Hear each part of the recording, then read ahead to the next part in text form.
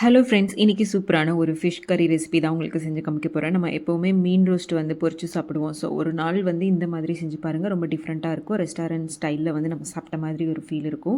நம்ம மீன் வந்து முள் இல்லாமல் எடுத்துக்கணுங்க. எடுத்துகிட்டு நம்ம உப்பு, மஞ்சத்தூள், இஞ்சி பூண்டு பேஸ்ட்டு, கொஞ்சமாக மிளகாத்தூள் சேர்த்துட்டு நல்லா ஒரு மேரினேட் பண்ணி ஒரு 15 மினிட்ஸ் வரைக்கும் வச்சுட்டு அதுக்கப்புறமா நம்ம எண்ணெயில் பொரிச்சு எடுத்துக்கலாம்.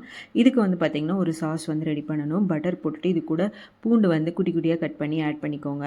இது கூட நம்ம ஒரு பவுடர் வந்து ஆட் பண்ணணுங்க. கடலைப்பருப்பு, உளுத்தம்பருப்பு, சீரகம், கொத்தமல்லி, மிளகு, காரத்துக்கேற்ப வரமிளகாய் சேர்த்து நல்லா நம்ம கொரகொரப்பாக அரைச்சி எடுத்துகிட்டு அதையும் ஆட் பண்ணிக்கோங்க.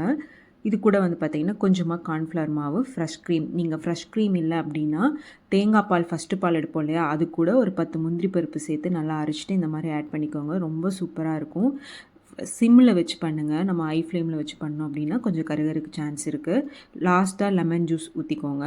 நம்ம பொரிச்சு வச்சுருக்கோம் இல்லையா மீன், அது மேலே இந்த ரெட் சாஸ் ஊற்றுனீங்கன்னா செம்ம டேஸ்ட்டாக இருக்கும். இது கூட கொஞ்சம் வெஜிடபிள்ஸும் வந்து நம்ம பாயில் பண்ணி மேலே ஆட் பண்ணிக்கோங்க. செம்ம டேஸ்ட்டாக இருக்கும். ட்ரை பண்ணி பாருங்கள்.